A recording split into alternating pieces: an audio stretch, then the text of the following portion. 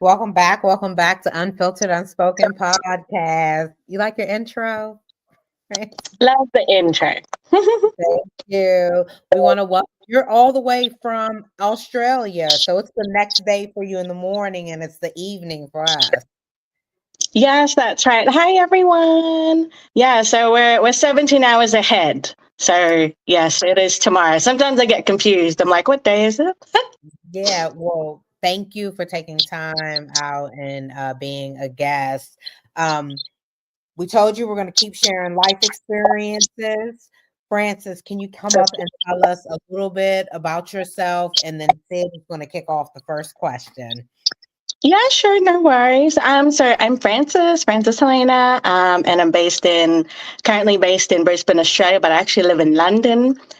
So I've been traveling since I was a kid, and that's pretty much how we created our brand, Beautifully Diverse Fashion. So it is a fashion brand with humanitarian aid. We work a lot with domestic violence victims. We have people with trauma, underrepresented members of the community, so LGBTQ plus, I think it is now, and then people who are mothers, because there's a little stigma towards mothers just because they've had children, so the body shape changes, but we basically represent that beauty which comes in all different shapes, forms, and colors, and we pretty much bring people together. So yeah, that's what we do. Awesome. Thank you again for being here with us this evening. So as we do like to do with all of our guests, we like to start at the beginning of everyone's story. So tell us a little bit about growing up. What was your home structure like? Relationship with your family members, and if you suffered any trauma in your adolescent years. Yep, sure. So I grew up, so I was actually adopted by a Caucasian man and an Asian lady. And even though it's, sometimes people like to be specific, white and Asian, I actually do say that because it's just, to state the obvious kind of thing. But, I grew up in a loving home. We lived and traveled all over the world because of my dad's job. He was a project manager. We ended up living in about 10 different countries, actually 8, sorry. Actually, no, I lied, 7 as with the family. And then as I got older, I lived in about 3 different countries by myself. So technically, I'm my only child, but my dad has previous kids from a previous marriage. So I've got brothers and sisters. One of them has already passed away, was living in England, passed away from cancer. The other 2 are still living. They both live in Australia.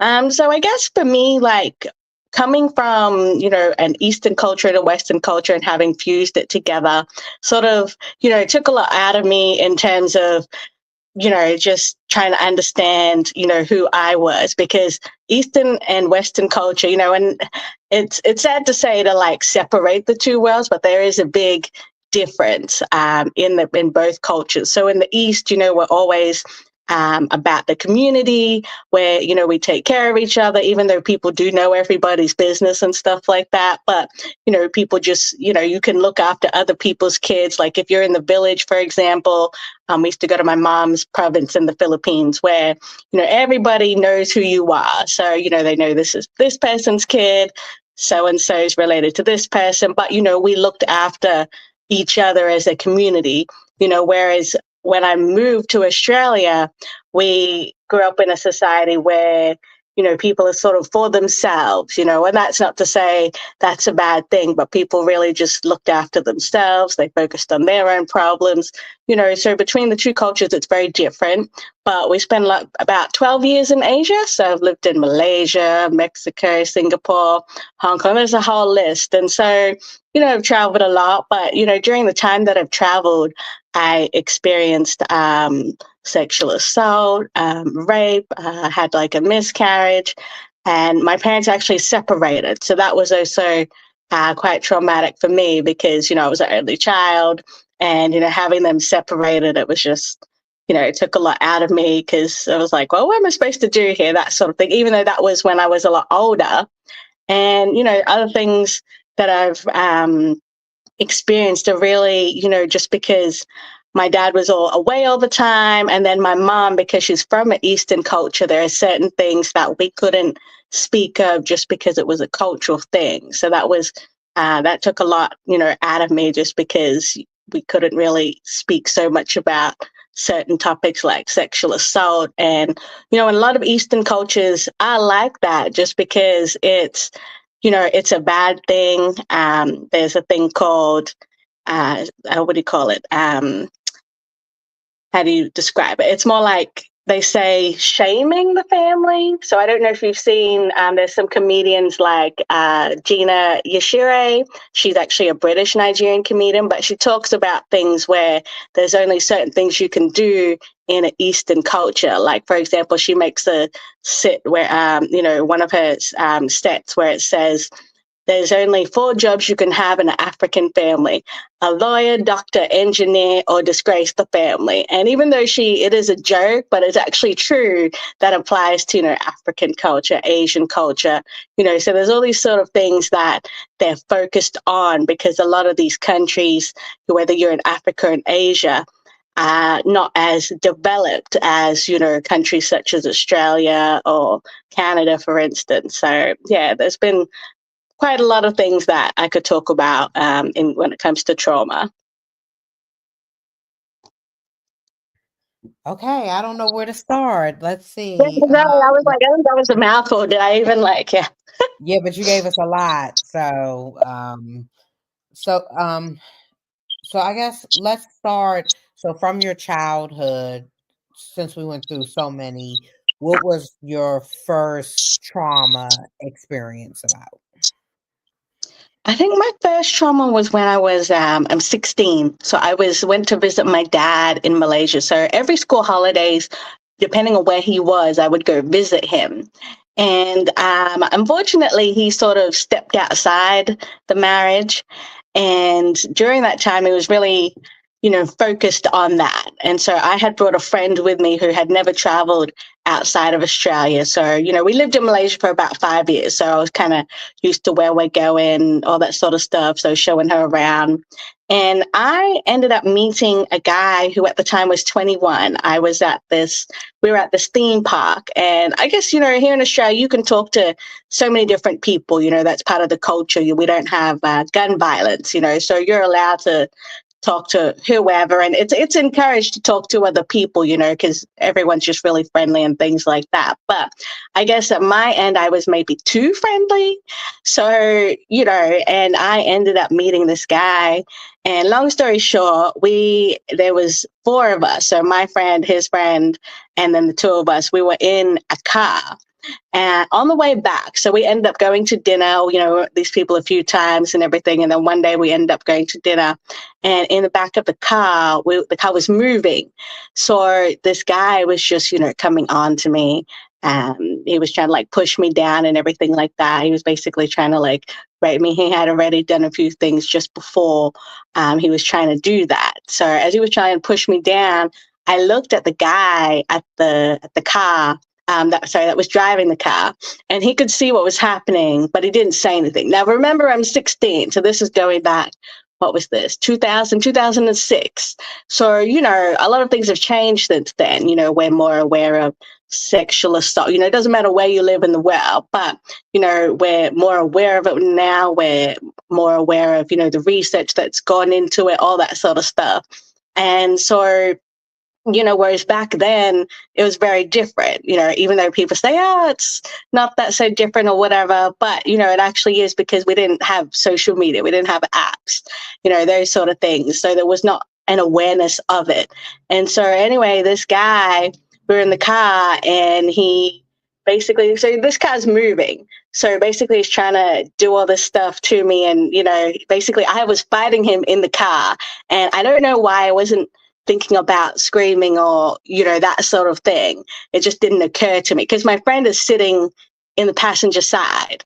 And so I don't know, what was going on in my mind at the time, but it was just basically that sort of happened. So that was probably the first experience of trauma that I have, because I didn't know how to express it to family members. I couldn't really tell my mom, because I already knew what she might say. And then, my dad's sort of occupied with this other person, even though he said he knew about it, and we went to the doctor and everything like that. But my parents are born in the 40s and 50s, so you can imagine the different generation and the different time it was and things like that. So it was like I didn't have anybody to really say something to.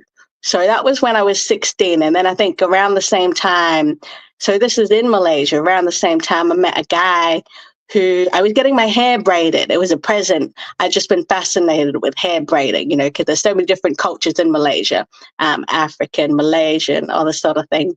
And so I got my hair braided, and it was this lady's brother.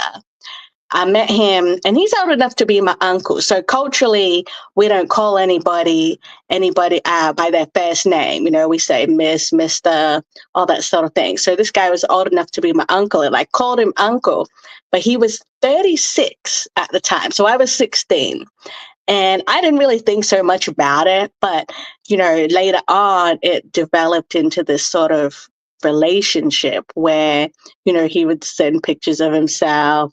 He, wanted to be married, all this sort of stuff. So, and back then we had the old Nokia phone. So we just, send texts and things, that sort of stuff. And so, it took me a while to sort of get away from this person, because they always said, I'm always going to find you. And so actually they did later, when Facebook came out, he actually found me. So that's why, I actually have my name changed. My Frances Helena it's still part of my legal name, but Helena's my middle name. So I don't put my last name on there. So I actually had to block the guy from Facebook. So that was pretty much around the same time when I turned 16. So that was probably the first trauma that I had. Now, did you, I guess, kind of embrace the fact that you moved around a lot, or did that kind of do a number on you as well?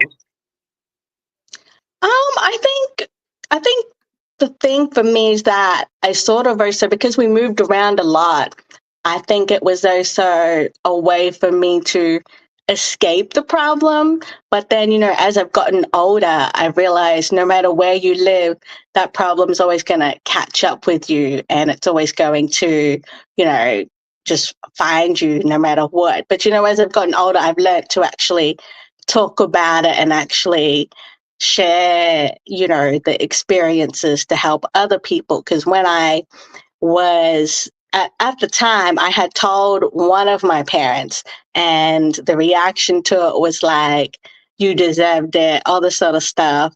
And obviously now, as I said, there's a lot more research going into these sort of things, domestic violence, sexual assault. We understood that, that sort of behavior is not okay, So I think for me, it's taken a lot of time to actually realize that what happened to me wasn't my fault, even though sometimes I'm like, oh, I met this person, was I too friendly or whatever.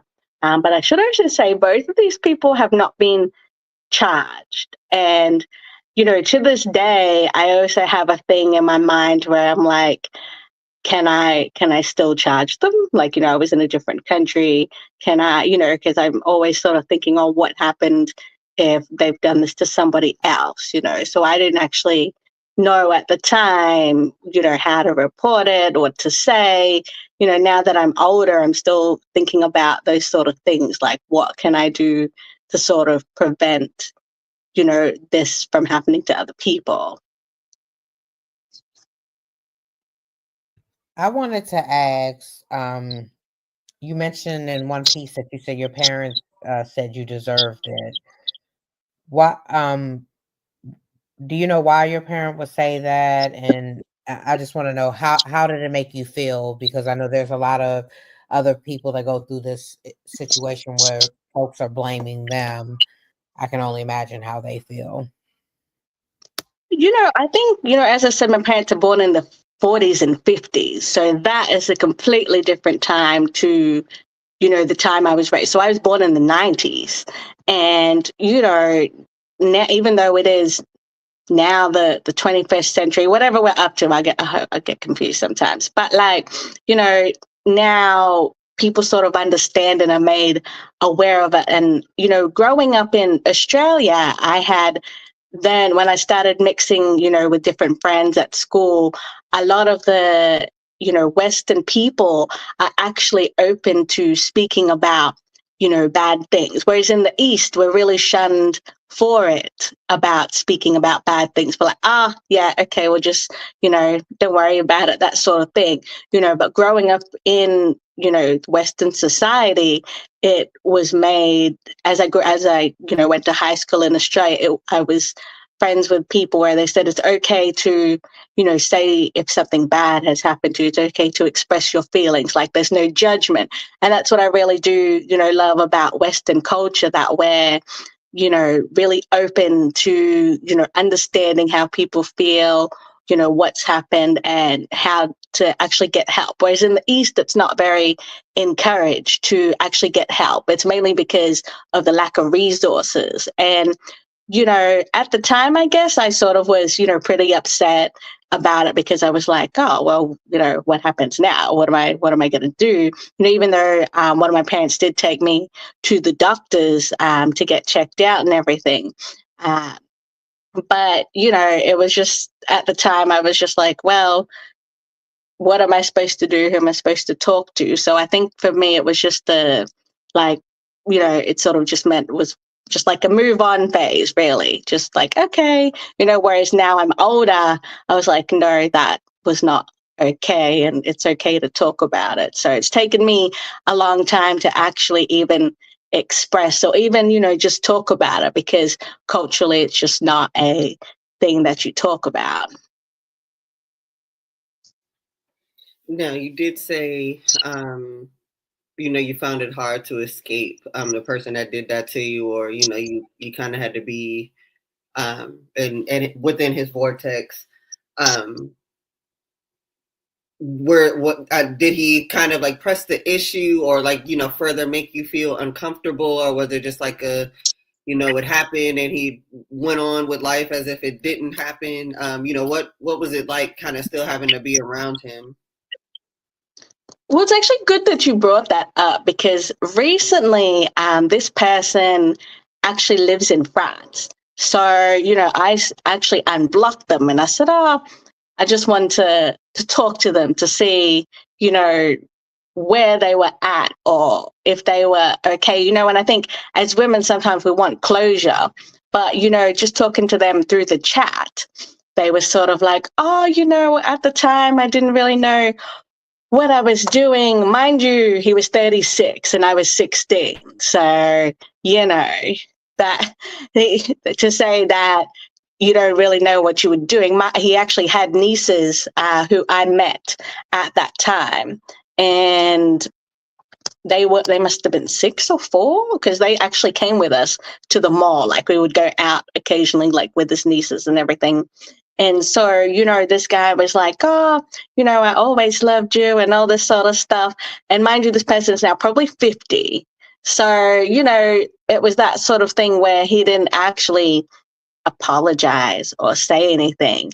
He's still sort of like, oh, it's okay. Like, you know, we can be together or whatever. So I ended up just blocking him like on my Facebook. And that was pretty much the end of this situation. Whereas the other guy who was 21, I have not seen them since then, nor I'm in like contact with them. So I'd assume he just, you know, moved on with life and everything, because we were, you know, they were the Nokia phones back then. So we were texting just, you know, back and forth. There was no, it's just if anyone doesn't remember those Nokia phones, it's just a screen and just has those clicky little buttons on it. So you can't actually see anything. So that was pretty much that from that guy. So that's where I was at with both of those people.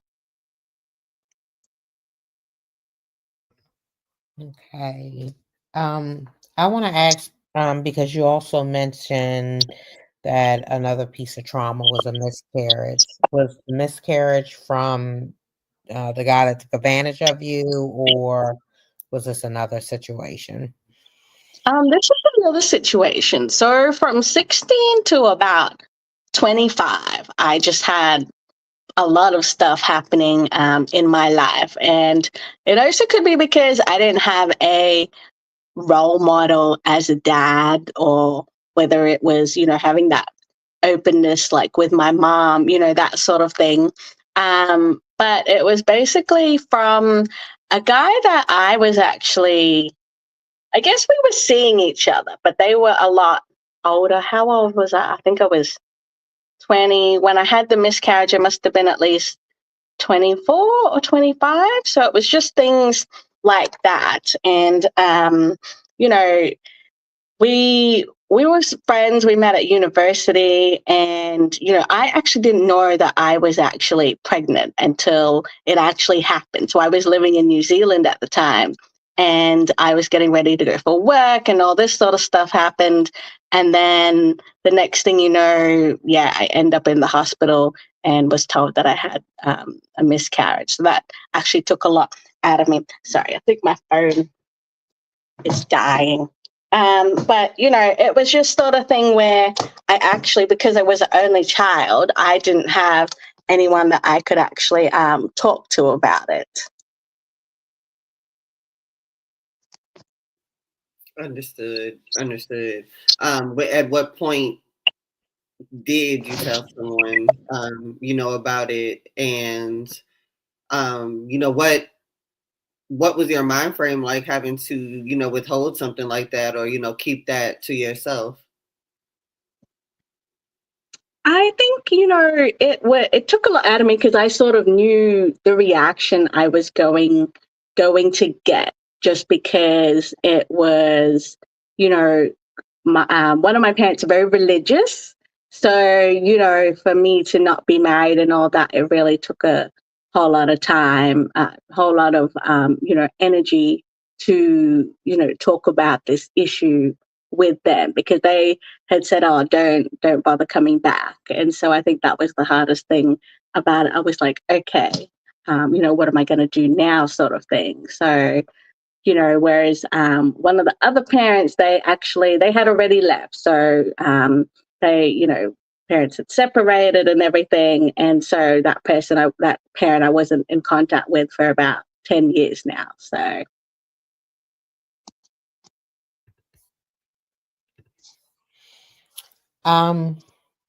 Do you feel abandoned? Do you feel, I just want to ask, both of your parents, one leaving and the other one is like, go. How does that make you feel to be separated from your parents, especially for the shaming piece of it, that you couldn't control the situation? Yeah, definitely, because I think whatever I do in my life, I think it affects my, personal relationships. So it's like I've never had a good relationship. And even if I didn't know how to react to having a good man, so that was where I guess social sabotaged it, because I was like, oh, I didn't actually know, you know, just thinking they're going to turn into some monster, that sort of thing, because I was just so used to, not having a good man in my life. And I think, now that I'm older, I sort of understand a little bit about it, but some of my friends were like, oh, you need to get help, and you really need to, that sort of thing. Just, and it's weird, because when people say getting help, they talk about going to counseling, but when you sit there and you actually do get counseling, it's not something that you can actually, explain to this, professional, because they just sit there and they ask you and they be like, how does that make you feel? And you're like, well, I just told you, it's the really weird, because you don't know how to sort of explain what's happened to you. And I think for me, I definitely, what's happened in my life, I think I project it on to that person that I'm in a relationship with. Some people have been really understanding and some people haven't. Because there's been a few other situations that I've been in as well. And so some people are like, it's too much, they can't handle it. Whereas some people, they try to understand it, but obviously because they haven't experienced it, they don't understand the situation. So, yeah, no, definitely feel abandoned sometimes. And I definitely feel, I didn't have anyone to talk to. So how does that reflect on me? But I still always try to be kind and caring to other people despite that, those situations. Like, I try not to let it affect me so much, but I know it definitely affects me when I'm in a relationship. And what, if any, what was your coping mechanisms? Did you have any bad habits, negative habits? How were you getting through, this or this just line of issues that you run into without speaking to anyone? Mm-hmm. I think that also happens to be just attached to traveling. So I guess I found traveling as a way to escape from my problems. But, as I said, like, I realized that does not work because they actually come back to haunt you. They actually follow you around. Like, your problems are just like this little cloud ball that just moves with you. And you're like, oh, yeah, okay. So I think the biggest coping mechanism had been, nature. I love watching, I'll just go somewhere. There's a place in Brisbane called South Bank. So I just, watch it's got like a river, there's a man-made beach. So I just basically sit there and I just watch, the water go by, the river, whatever. Sometimes just eat ice cream. I love my Starbucks, so I do have that. Oh.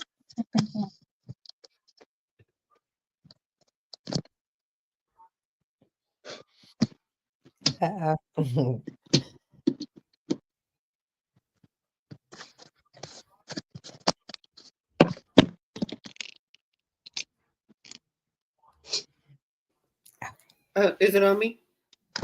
No, I think me, yeah. Okay.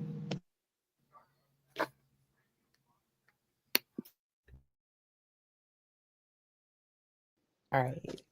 So I was gonna ask, you mentioned in relationships your traumas are still affect you. Do they affect you in everyday life as well? I think so. Like, I think the biggest thing for me is that even though I did, it sounds so odd. I grew up in a loving home, don't get me wrong. My parents fed me, they clothed me, they, whatever I wanted, like, they bought me, that sort of thing. And, I'm grateful that they adopted me because I couldn't see myself, living anywhere else. I couldn't imagine living in the Philippines and how, you grow up there and everything, because I've been out there as well. But I think, just with, with everything that I've sort of been through, whether it's a personal relationship or work relationship, the biggest thing I find, if someone's negative, like, it sort of triggers me a little bit because I just hate it when people are negative about this, about that. So I try to be positive, just because of the way I grew up, anything that was bad, I, do sometimes, I can be a little bit too forward and just say some stuff, but that's to the closer people that know me sort of get it. But then if you don't know me, you could be offended. I have been told sometimes that I sound rude when I actually say stuff because I'm very blunt and very forward about it. But then, as I've gotten older, I've realized there's certain things that you can and you shouldn't say. Like, there's a right time and place to say stuff. So I'm always trying to sort of be careful, what I say and how I say it, even though sometimes that comes back to bite me because I'm just like, okay. But no, I've sort of, it's been definitely a big learning process for me to really just take the time to sort of really get to know people and then decide whether they should be in my life or not. Was there at any point that you did have these conversations with your parents about anything?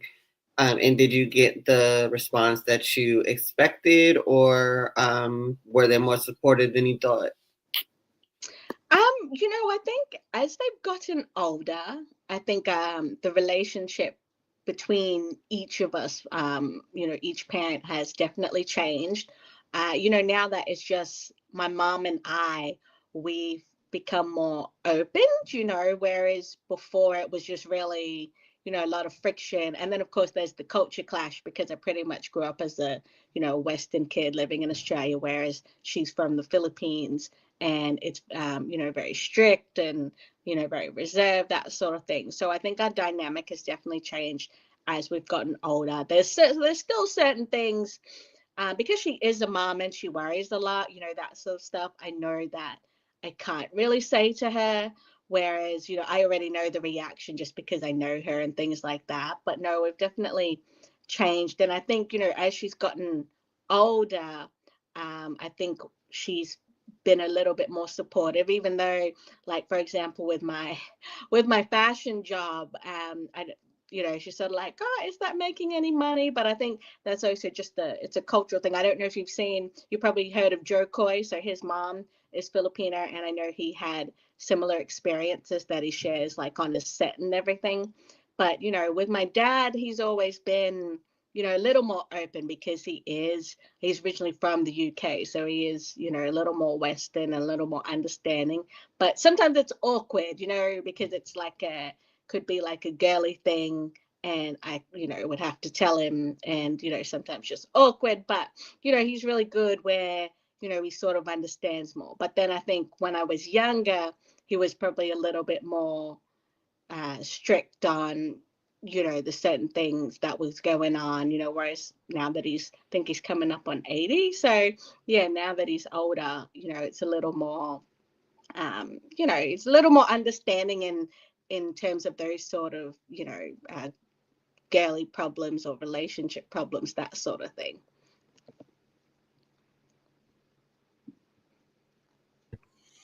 So now they've become more supportive, both of them?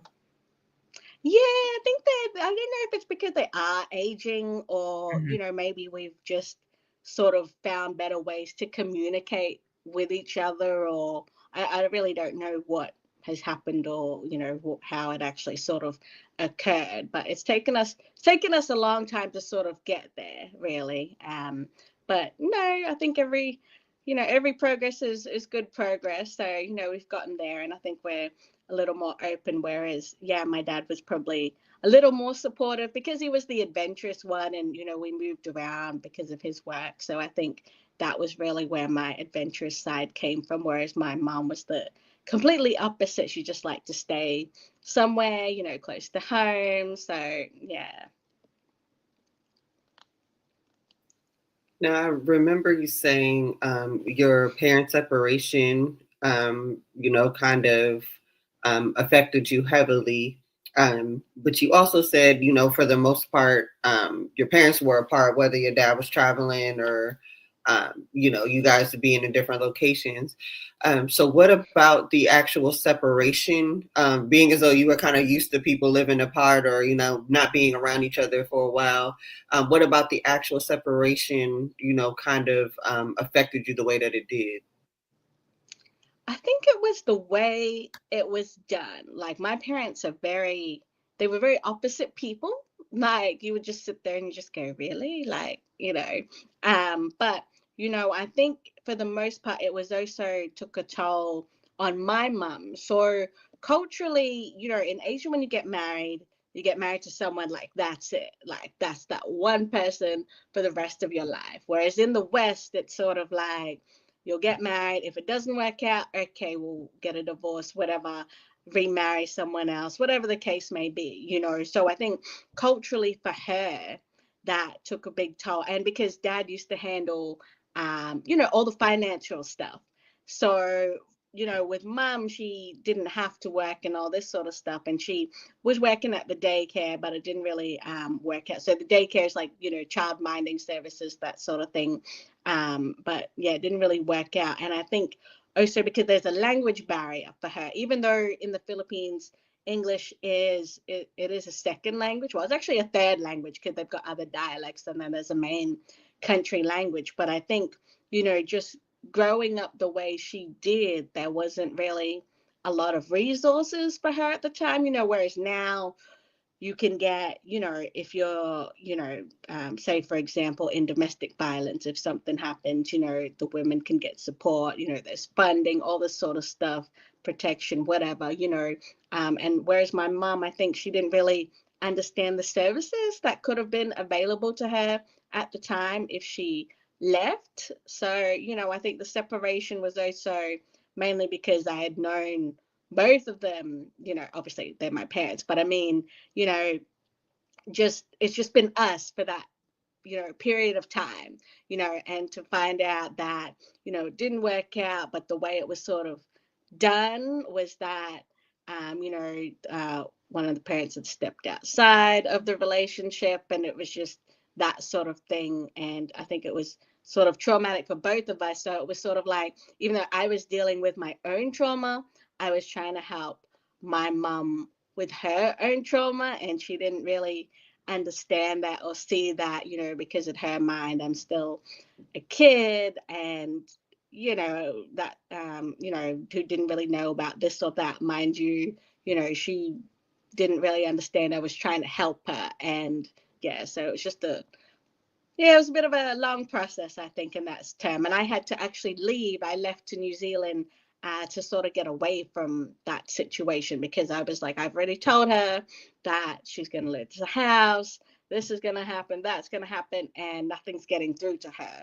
And so, it's sort of like, you can only tell somebody or talk to them so much about something, and if nothing's going to get done, then it's who's it going to affect more, you or them. So I had to sort of leave and sort of get myself together and then come back to try to like help her.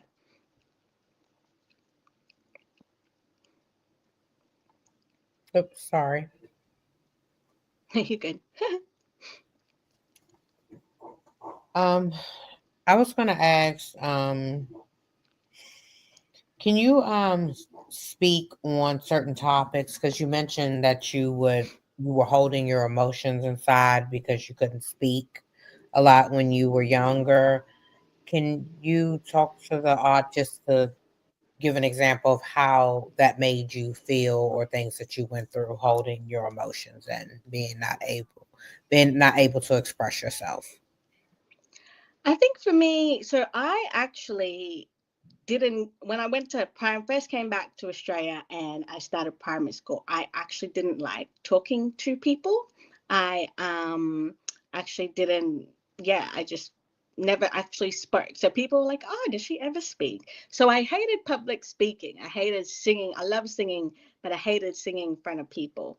And, because I bottled up my emotions like all the time, it was like once it sort of hit the fan, it was like a volcano exploded, and I saw that a lot with other friends who were from like similar backgrounds, especially Asian backgrounds, but had been living in Australia, and the effect that it had with them. And, I think we had sort of talked it out to sort of figure out what was happening with us. And, it can be a lot. So sometimes we just talk amongst ourselves.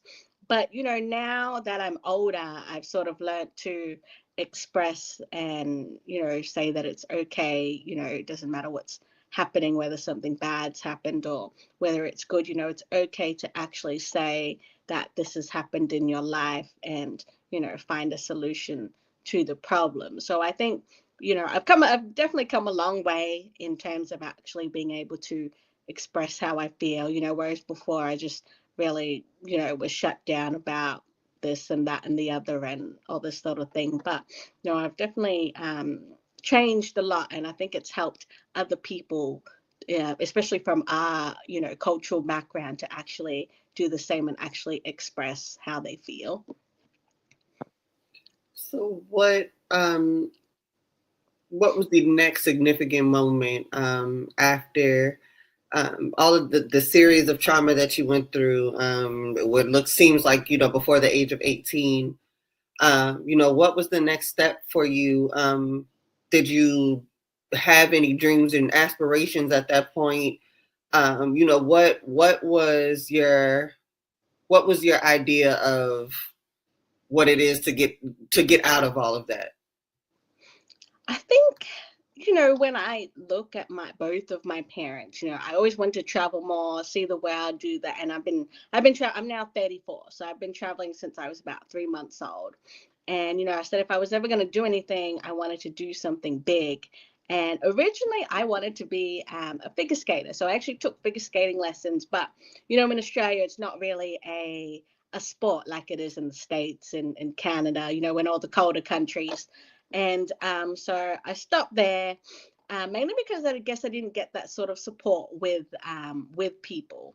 And so now I've got this business, and we do everything all around the world, and that was something I sort of pride myself on, was actually wanting to make an impact. And that was one of the big things about what I wanted to do. Was I didn't know what I wanted to really do, but I know I wanted to make it big, and wanted to actually have an impact on people.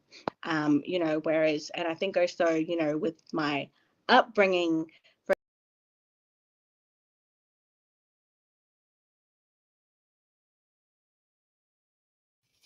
All right. Francis. Oh yeah, sorry. Mm. So yeah, no, especially with my so we're talking about aspirations. So with my, mum. So for example, she didn't know how to drive, and I was like, oh, always wanted to drive, so I can just take myself out, all this, take her out. So now I actually do drive. So it's stuff like that, I guess. When you can see certain things in certain people, whether you want it or you don't want it. And, learning to drive was something that I really wanted to do, just, to have more independence. And, since my mom at the time wasn't working, I said, oh, I always wanted to get a job. So, I went and got a job, that sort of thing. I worked in hospitality, worked at, the daycare center looking after the kids. I worked in events, that sort of thing as well, just, at concerts, or, handing out show bags.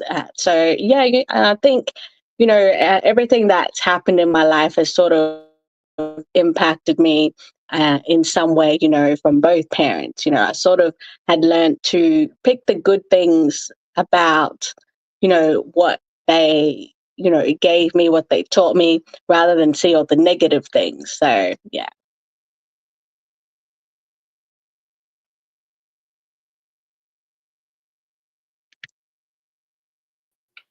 Dimitri, you had the next question.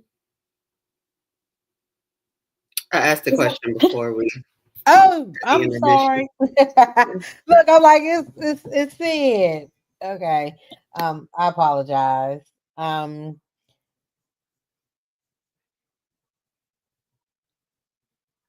Did your parents did they ever mend their relationship? Just to have their differences? No, I don't. They have not spoken to each other in about 10 years.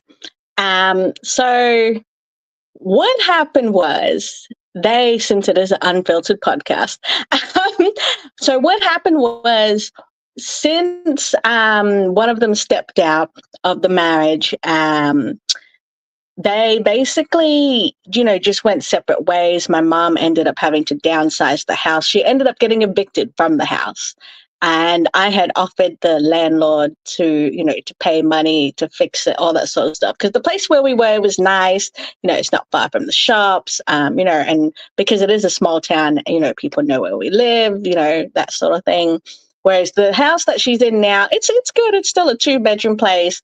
It's actually a lot closer to the shop. Like, you can walk across the street, and she's happy there. Whereas my dad, he's moved on with his life. He's gone.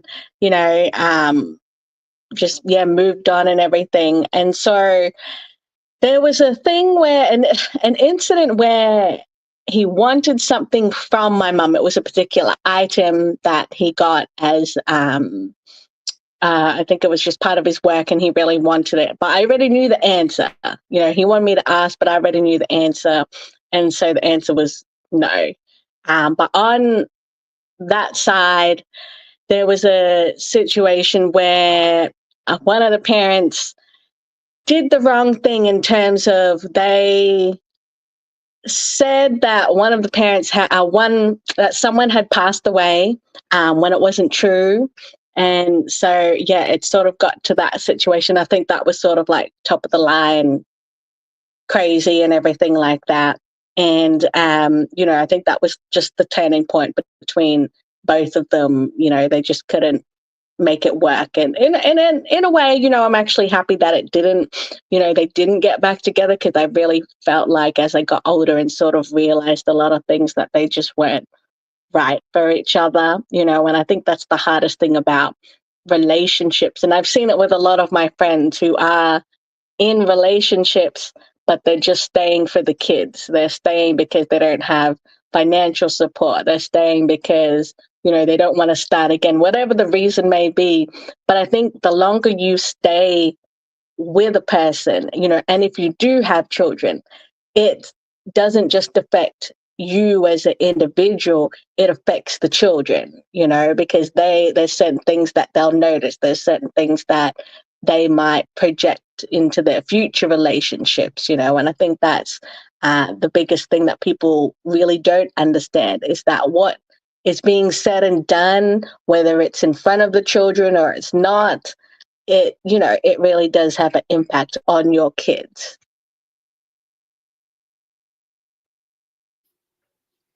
Absolutely. Now, what has the what you've been through? How do I want to word this? How has that kind of bled into your life as we know it now? What route has it guided you to take? What does it make you feel like is your purpose in this world? Kind of how are you in the current moment? And what's left on the list to do as far as healing, and where you feel like you are currently. I think the biggest thing is talking about it. So even if I'm not, I don't live at home anymore and everything, and my parents aren't together, but I think it's really talking about it without people judging the story, because in Eastern culture, people judge a lot. Like, they're like, did you hear so and so, slept with so and so, and this, none of the stuff. It has nothing to do with them, but they're going to have an opinion on it, just like everything.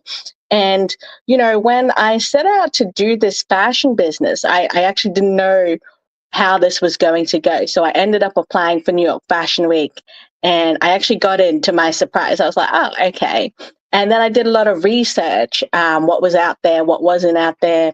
And so we sort of put a spin on it, where we ended up supporting not only domestic violence victims, but people who were in need and, wanted to make a difference in the community. So a lot of the people that we have hadn't actually been on runway before. They'd never been to New York. They'd never done anything like this before. And I think some of our biggest results include a friend of mine who actually studied in Australia. She's from Ghana. She flew out to New York, ended up getting voted, what is that? Favorite look by the production company in New York. So she's a domestic violence survivor. So, it sort of opened up doors for other people to, have a chance to actually do stuff. We had a family from Canada. They flew into New York. It was the mother, father, and the two kids. And the father at the time, very introverted. And then after seeing his wife on stage and they were in the audience and everything, he ended up being extroverted. He wants to go here, wants to do that. So, I think what we've been trying to do is really about, making people understand that their own trauma or whatever they're going through or how they're feeling, it's okay to feel that way, but you have to try to move forward and find a way forward, to become a better individual. And so, and to have a better life, that's why a lot of people do migrate to other countries, is to find that better life that they didn't have previously. So, when we set out to do the business, it was something, we were going to hope to make an impact and actually create change, in people's lives for the better.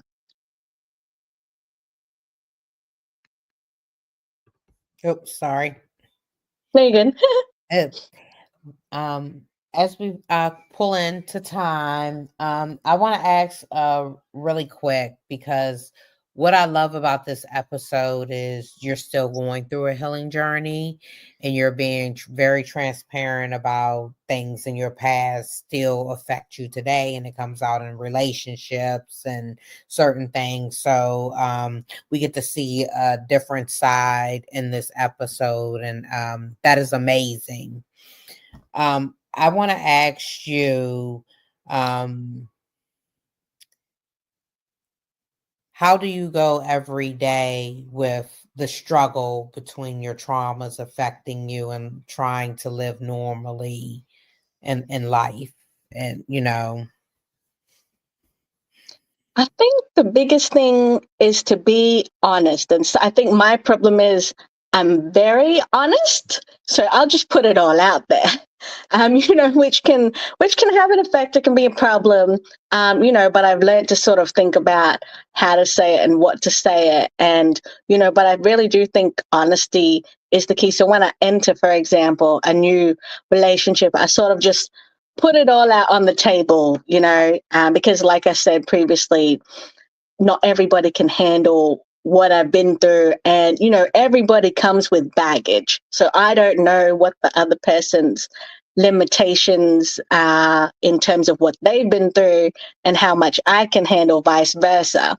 So, in everyday life, I sort of try to apply, when I meet someone new, how much to say or what to say, but you can sort of pick up how a person is, just by talking to them. If you, going out for coffee with them or whatever, you can sort of pick up on how they are and how they might react, and you do get some bad ones. Like I had this friend, I loved him. He was LGBTQ, originally from Papua New Guinea. And, in Papua New Guinea, it's basically shamed on to be LGBTQ. But I would tell him everything, I told him about the business and all that. And then one day he just sort of turned on me. He was like, oh, I hope it fails, all this sort of stuff. And that was the biggest surprise for me, because I was like, how does someone, someone that I really trust and someone I talk to all the time, just end up, being like that. And I've had so many stories where I've even had a close friend, I knew her in high school, had a similar situation. So we stopped being friends when we got to uni, and then she came back to me 6 years later. But I knew, I was like, nah, I shouldn't really be friends with her. But I really, wanted to be friends with her because we'd been friends for such a long time. Our families were friends, and, but then the relationship didn't work out. So, I've learned to sort of apply by, just being a little aware of what I say to people. But now, since I do lots of podcasts, it's sort of all out there, and I've written some books, it's really not to shame my family, but it's really to more create an awareness of, no matter where you're from, we go through similar things, but there's a way forward. There's a way to really share your story and actually, change your situation for the better. Absolutely. In what ways do you feel like you still have things to work on, or areas where you still struggle, that you're actively trying to find ways to navigate? Oh yeah, definitely. Especially, I'm 35 at the end of the year, and I've pretty much done everything by myself. I've traveled the world, I've started a business, been in those incidents that I had spoken about. But I'd love to have someone in my life, just so I can go and do things with and that sort of stuff. But then I've got friends, who are sort of like, oh, the relationship's failed, that sort of thing.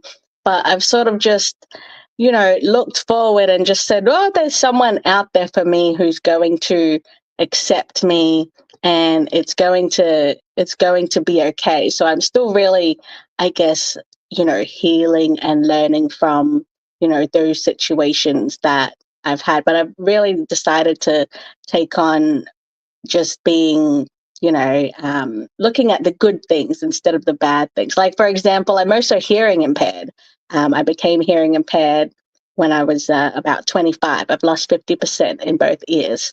So, and I've got hearing aids in actually. So, and that took a big toll on me where, hearing, it's one of the main senses, right? And to not be able to hear, I sort of just now do things just to sort of keep myself busy, because otherwise I used to think about, oh, I'm not normal. Why can't I hear? Why can't I do that?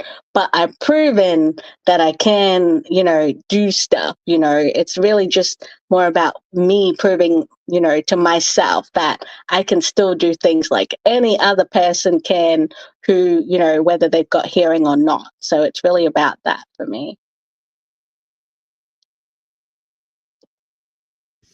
Man, I wish I would have known I was going to ask hearing. That would have been a whole totally different, more conversation as well. I told Sid we're going to be bringing people back on a second time. So if you ever would like to be a guest again, we would love to. Yeah. Sure. Why not? Yes. So we're almost at time. Sid, you can close out because I've already asked my question. Okay, so we do like to give all of our guests, a chance to participate in shameless plug. You do see all of your information scrolling across the bottom here. If you can let our viewers know where they can contact you, utilize their services, if there's any projects or topics you want to draw traffic to, if you have anything for sale, anything that you want, you have the floor.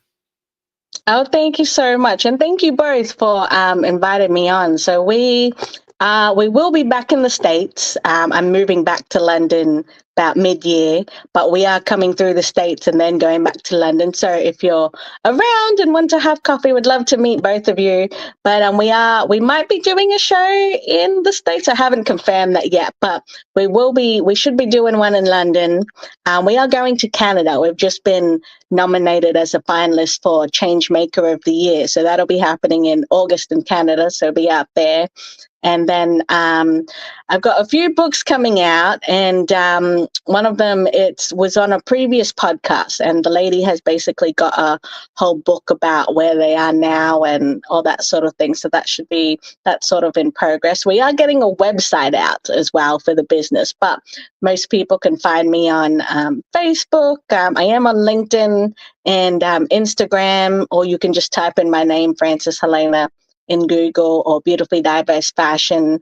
That'll come up in Google as well. So yeah, that's where you can find us. So either email or just type in the search and I shall come up somewhere. Thank you so much. And it was an honor to have you as a guest on Unfiltered Unspoken Podcast. Well, definitely I'm going to chat with you about getting your second part, life with living with hearing aids. So definitely. So thank you for sharing your testimony. The audience gets to see a separate side of living and still going through a healing journey and coping with life traumas each day. So keep doing what you're doing.